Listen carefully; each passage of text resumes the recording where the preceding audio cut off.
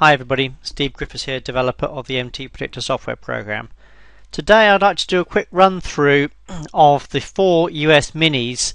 That's the Russell Index, the ES, the NQ which is the Nasdaq, the YM which is the Dow Mini, for yesterday, which was Wednesday the 28th of September. So let's start with the Russell Index. This is a 3-minute chart of the Russell Index. You can see the trend was down pretty much all day, so let's have a look at the automatic setups.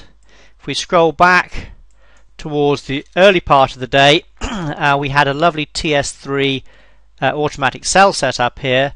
This was on a black STF. Black STF means neutral trend, therefore standard traders could take this setup. So if we place the automatic analysis on by selecting the red sell bar here, you can see we had the position sizing come in to keep our risk small and under control.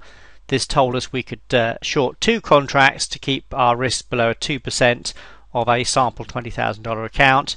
The market then entered the short trade, went down to our first target, which was here. We then looked to our STF indicator. We see that it was we see it's what we call weak. In other words, it was less than our strength band here. When this happens, we then use our WPT target to come out and take profit. And as you can see at this level, the profit was a very, very nice plus 5.4R.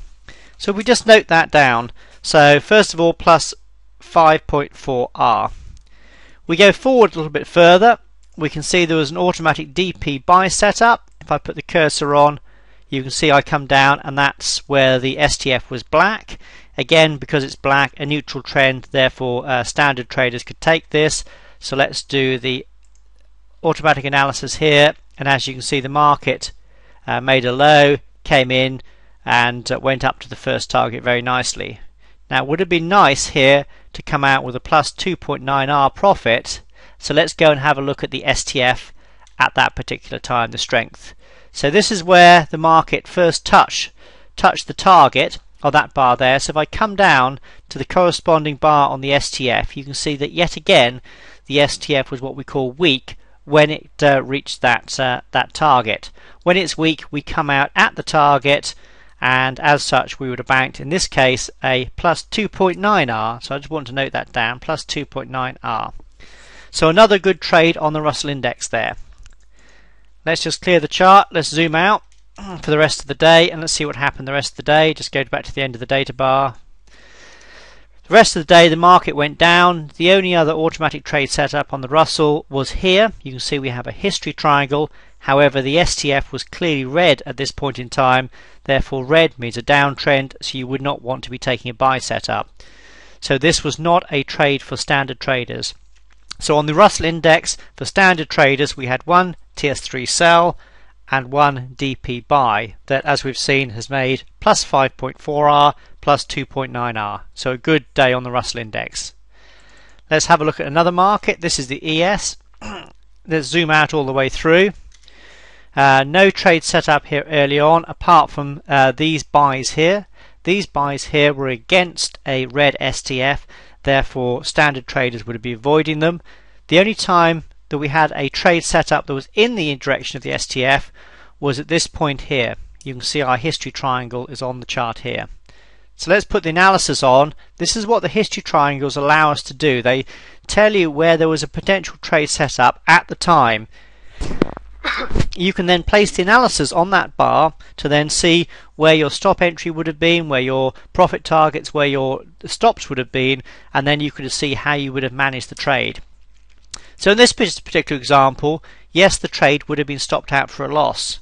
However, because of our position sizing, here you can see the position sizing in this case was allowing us to sell 3 contracts or go short 3 contracts, but the point being is when the trade was stopped out, this loss was 1 risk unit. In other words, we call it minus 1R.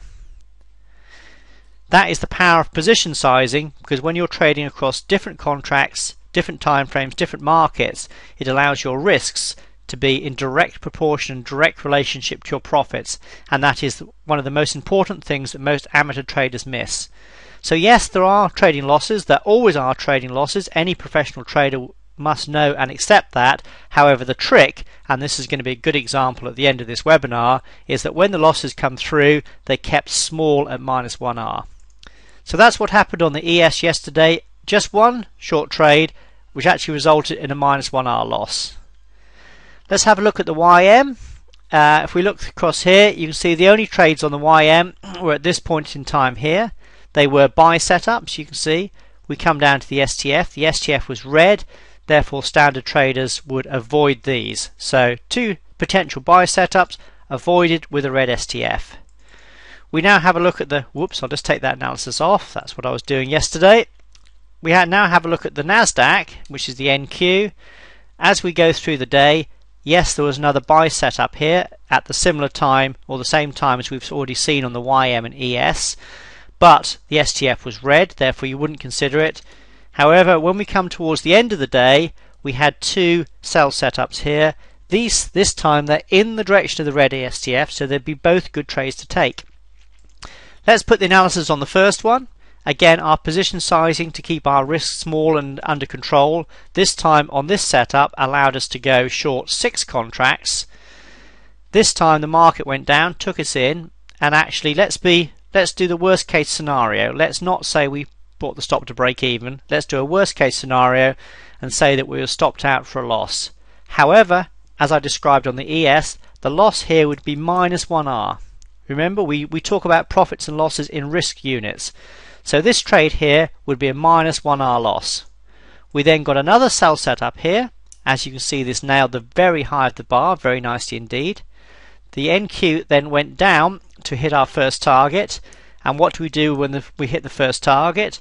We have a look at the STF. We come down to here. Our STF is weak, therefore we come out at the first target. Position sizing here has shown that the profit at this target was plus 3.7. Now that's the important point. You see how the position sizing is giving us a different number of contracts here to still keep our risk small and under control at the same -1R. This is the key to position sizing. So even though we had a losing trade here, we only lost -1R. This was more than made up for by this 3.7R profit. So let's just review for the whole day. As we've seen so far, the NQ did very well at plus 3.7R and -1R. The Russell Index did very well, having a plus 5.4 and a plus 2.9. The ES had a -1R, and as we've seen, the NQ was 0. In other words, we had no trade. So I'm just going to add that up. 5.4 plus 2.9 minus 1 plus 3.7 for a total of 10R. Yes, that day yesterday, when you look at all the trades across all those 4 markets on just 3-minute charts, would have returned 10R. In other words, 10 times your initial risk. And this, ladies and gentlemen, was a fantastic result and a very, very, very good day for MTPredictor. But of course it was good not just because we had some very good profitable trades, but it was good because when we had some losing trades, and again I stress that every professional trader knows and understands that there will always be losses, those losses were kept small and under control. So a very good day with a 10R profit overall on the USE minis.